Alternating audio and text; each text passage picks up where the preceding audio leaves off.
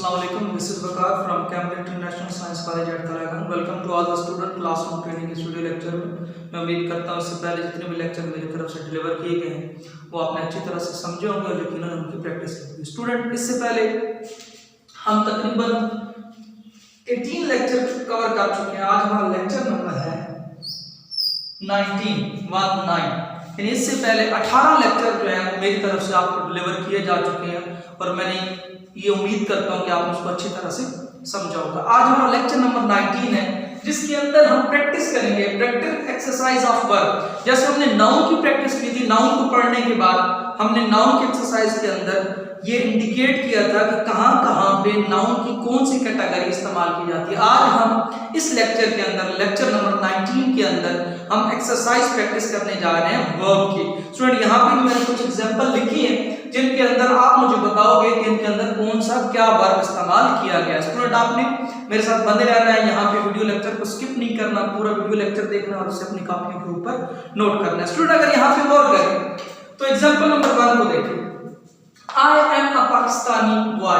I am a Pakistani boy. यानी मैं एक पाकिस्तानी लड़का हूँ। I am a Pakistani boy. यहाँ पे am को मैंने अंडरलाइन किया। अब आपने ये बताना है कि इसके अंदर am क्या है। अगर स्टूडेंट गौर करें तो मैंने जब आपको पिछला लेक्चर डिलीवर किया जिसके अंदर काइंड्स ऑफ, यानी पिछले 2 लेक्चर के अंदर हमने काइंड्स ऑफ या टाइप्स ऑफ वर्ब को डिस्कस किया था, तो उसके अंदर एक ऐसी काइंड थी जिसके अंदर मैंने हेल्पिंग वर्ब के बारे में बताया था। स्टूडेंट, अगर आपको याद हो तो उसे क्या कहते हैं, लिंकिंग वर्ब। यानी हेल्पिंग वर्ब को ही हम क्या कहते हैं, लिंकिंग वर्ब कहते हैं। तो मैंने कहा था कि there are 5 helping verbs in English language, is, are, am, was and were. तो यहाँ पे स्टूडेंट क्या लिखा हुआ है, यहाँ पे एम लिखा हुआ है। तो ये कौन सी कैटेगरी आ गई यहाँ पे स्टूडेंट, तो ये कैटेगरी है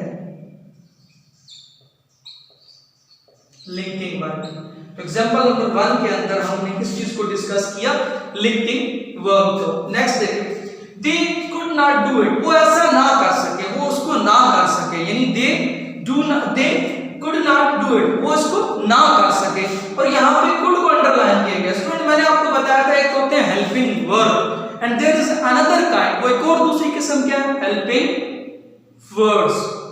एक हेल्पिंग वर्ब होते हैं और एक हेल्पिंग वर्ड्स होते हैं। और हेल्पिंग वर्ड्स को हम क्या कहते हैं, ऑक्सिलरी वर्ब कहते हैं। और मैंने कहा था कि इज, आर, एम, वाज, वर, इनके अलावा जितने भी हैं, has, have, had, could, might, may, should, would, do, did, ये सारे के सारे किसके अंदर आएंगे, ऑक्सिलरी वर्ब के अंदर। तो स्टूडेंट ना यहाँ पे हमने जो दूसरी काइंड है वो क्या है,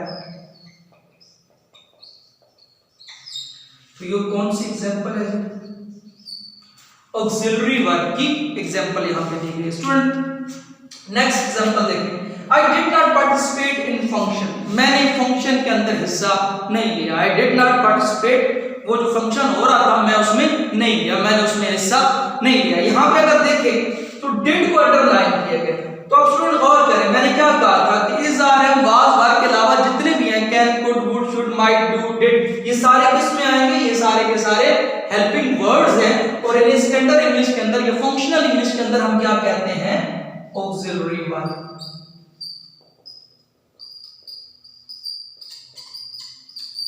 तो ये कौन सी टाइप हो गई, ऑक्सिलरी वर्ब। नेक्स्ट देखिए, शी कुक्स मील, वो खाना पकाती है। शी कुक्स मील, फूड नहीं होता, मील होता है, फूड खुराक को कहते हैं, कच्चे खाने को कहते हैं, यहाँ पे पका हुआ है। शी कुक्स मील यानी वो खाना बनाती है। यहाँ पे अंडरलाइन किया गया कुक को, यहाँ पर देखिए कुक्स को हमने क्या किया, अंडरलाइन किया। तो जरा गौर करें कि अगर होता कि वो पकाती है तो क्या पकाती है, समझ नहीं आ रहा, यानी सेंस क्लियर नहीं हो। जब तक मील ना आया हमें कुक का सेंस क्लियर नहीं हुआ। और जब वर्ब मौजूद हो और सेंस क्लियर ना हो, इट मीन वहां पे ऑब्जेक्ट की क्या पड़ती है, जरूरत पड़ती है। यानी वर्ब किस पे डिपेंड कर रहा है, यानी वर्ब किसका मोहताज है, ऑब्जेक्ट का मोहताज है। और जब भी वर्ब ऑब्जेक्ट के ऊपर इन्हिसार करता है, यानी when the verb depends upon a direct object, तो वो कौन सी किस्म कहलाती है। स्टूडेंट, अगर अपने दिमाग पे आप जोर दें तो आपको समझ आ जाएगी, ट्रांजिटिव वर्ब। हमने ट्रांजिटिव वर्ब की डेफिनेशन के अंदर पढ़ा था कि जो वर्ब होता है वो मोहताज होता है किसका, ऑब्जेक्ट का। नेक्स्ट एग्जांपल देखिए, आई रोट अ लेटर, मैंने खत लिखा। आई रोट अ लेटर और रोट के नीचे मैंने क्या किया, अंडरलाइन किया। भाई मैंने क्या लिखा, अगर होता आई रोट मैंने लिखा, अगर सिर्फ आ जाए आई रोट तो मेरे ख्याल में ये सेंस क्लियर नहीं हुआ। आई रोट क्या लिखा है, जब तक आगे कोई चीज नहीं आएगी, कॉपी लिखी है या मैंने कोई खत लिखा है, कोई एप्लीकेशन लिखी है या कोई स्टोरी लिखी है, तो आई रोट अ लेटर, यानी ये रोट किस पे डिपेंड कर रहा था, लेटर के ऊपर। तो वो इस फिर दोबारा क्या आ गया, ट्रांजिटिव वर्ब।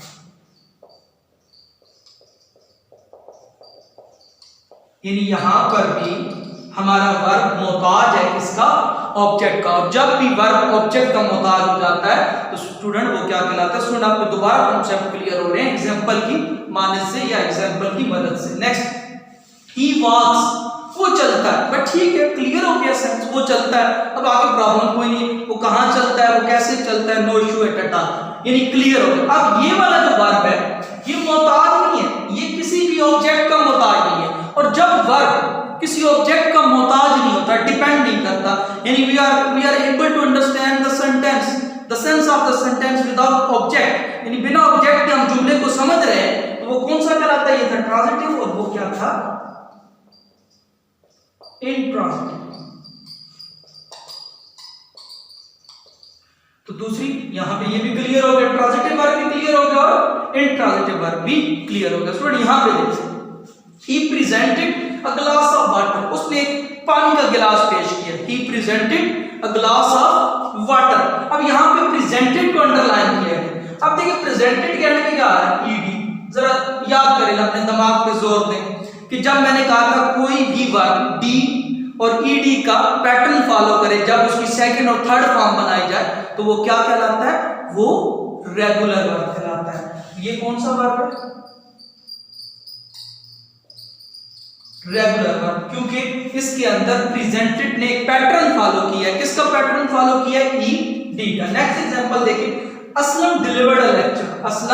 असलम ने एक लेक्चर दिया। असलम, जब भी लेक्चर की बात होती है तो हम हमेशा डिलीवर का लफ्ज इस्तेमाल करते हैं। तो माजी के अंदर है असलम डिलीवर्ड अ लेक्चर। यहां पे भी गौर करें, जो अंडरलाइन डिलीवर्ड है इसके एंड में भी क्या आ रहा है, ईडी आ रहा है। तो वही सेम वाले जो पहले बात की गई, यानी जो प्रेजेंटेड, कॉल्ड, डिलीवर्ड, मैंने आपको एग्जांपल भी पिछले जो लेक्चर के अंदर दी थी। तो फिर एंड में क्या आ रहा है, ईडी। और जब कोई भी वर्ब सेकंड से थर्ड फॉर्म की जाने ईडी या डी का पैटर्न फॉलो करे तो that particular verb is called regular verb. तो यहां पे फिर दोबारा एग्जांपल मैंने किसकी ली है, यहां पे भी रेगुलर वर्ब की एग्जांपल है। अब लास्ट यहां पे देखिए, but not least, let us begin. Let us begin, begin के नीचे मैंने अंडरलाइन किया। तो स्टूडेंट अगर आपने आप दिमाग पे गौर करें, अगर बिगेन की सेकंड फॉर्म देखें तो बिगेन और थर्ड फॉर्म क्या है, बिगन। अब तीनों के अंदर डी या ईडी का पैटर्न फॉलो नहीं किया गया। पहले के अंदर और फॉर्म, दूसरे के अंदर और तीसरे के अंदर और जब भी फर्स्ट से सेकंड और थर्ड फॉर्म की तरफ जाते हुए तीनों पैटर्न या ईडी का पैटर्न फॉलो ना किया जाए, इस तरफ ना जाए तीनों पैटर्न अलग हो, जब भी ईडी या डी का पैटर्न फॉलो नहीं किया जाता, when we are not following the pattern of ED या डी, तो वो क्या कहलाता है, वो इससे मैंने कहा था नेक्स्ट आ जाता है इररेगुलर।